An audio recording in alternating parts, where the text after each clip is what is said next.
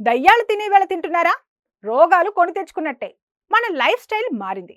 Software జాబ్లు గట్రాలు చేసేవారు shift సిస్టంతో పనిచేయాల్సిన రోజులివి. చాలా మంది వేళకు తినడం మానేశారు.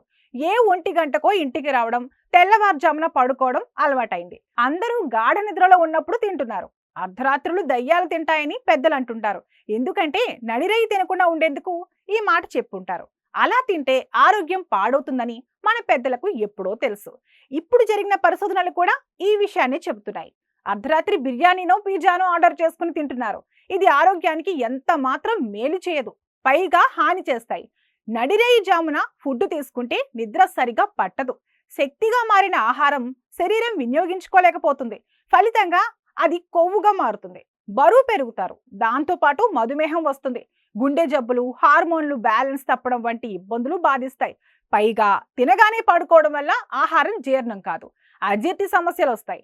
వీటన్నింటినీ దృష్టిలో పెట్టుకునే తినడానికి కూడా నిర్దిష్టమైన సమయాలను పెట్టుకున్నారు మన పెద్దలు. పెద్దలు ఏది చెప్పినా మన మంచి కోసమే.